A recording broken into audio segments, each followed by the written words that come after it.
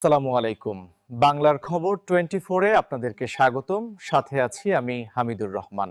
বাংলাদেশ জামাত ইসলামী মাধবপুর শাখার উদ্যোগে সাংবাদিকদের সাথে মতবিনিময় সভা অনুষ্ঠিত। মাধবপুর প্রতিনিধির ভিডিও চিত্রে বিস্তারিত।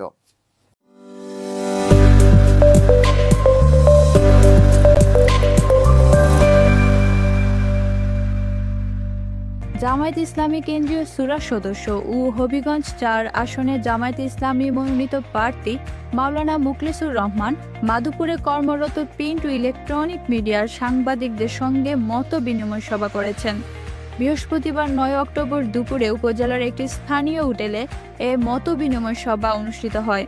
এ সময় উপস্থিত ছিলেন জামায়াত ইসলামী হবিগঞ্জ জেলা শাখার সহকারী সেক্রেটারি অ্যাডভোকেট নজরুল ইসলাম, মাধবপুর উপজেলা আমির মাওলানা আলাউদ্দিন ভূঁইয়া, উপজেলা সেক্রেটারি মুস্তফা কামাল ও পুর জামায়াত ইসলামী সভাপতি আব্দুর রহমান সোহাগ। সবাই বিভিন্ন প্রিন্ট ও ইলেকট্রনিক গণমাধ্যমের সাংবাদিকরা অংশ নেন।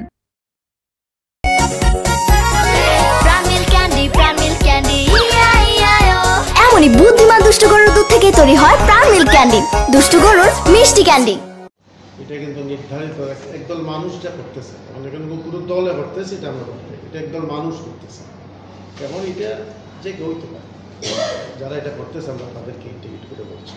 এখানে দল এইভাবে বলা যাবে না, আরেকটি হলো